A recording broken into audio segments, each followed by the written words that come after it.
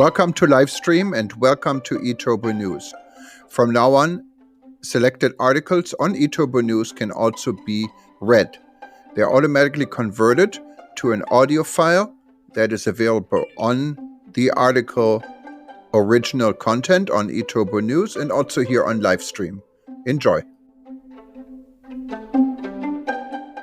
Residents and citizens of all states within the United States will be permitted to enter Costa Rica beginning November 1st, a measure that will help the country's economic reactivation and job creation, announced Gustavo J. Segura, Costa Rica Tourism Minister. Beginning October 15, residents of Florida, Georgia and Texas will be able to enter the country.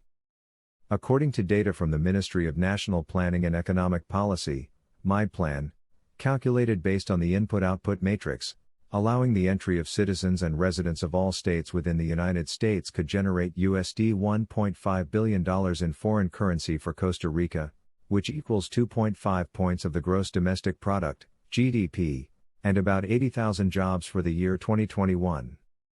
Our conversations with technical teams in the airline sector allow us to determine that by opening the United States market, airlines could attract between 35% and 40% of 2019 air traffic, both originating in North America and connecting in that region.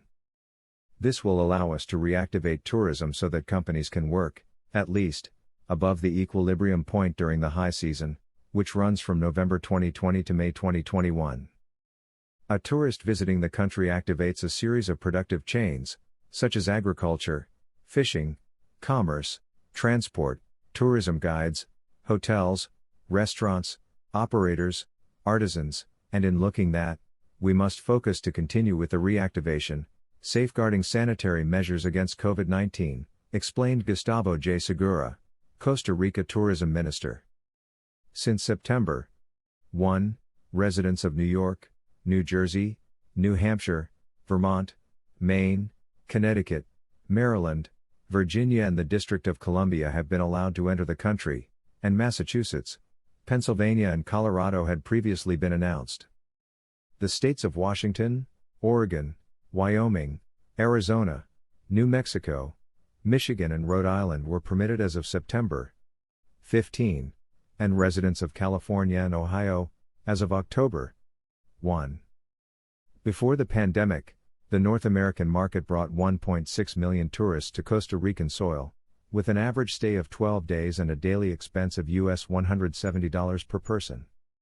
The size of the potential market for the United States is 23.5 million tourists.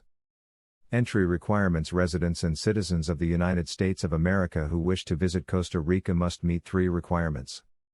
1. Complete the digital form called Health Pass. 2. Take the COVID-19 RT-PCR test and obtain a negative result. The sample for the test must be taken a maximum of 72 hours before the flight to Costa Rica. 3. Obtain travel insurance that covers accommodations in case of quarantine and medical expenses due to COVID-19 illness.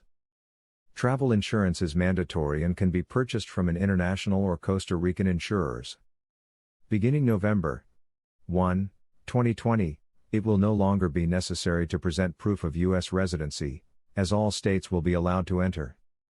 In addition to the United States, 44 additional countries have been authorized to enter Costa Rica as of August 1, the day that Costa Rica's airports reopened.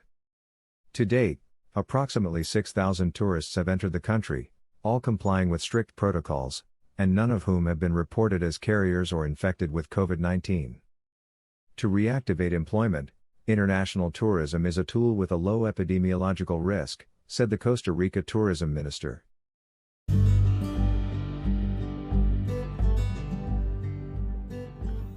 I hope you enjoyed this article. There is a lot more. Go to livestream.com or eturbonews.com. You hear from us soon. Thank you.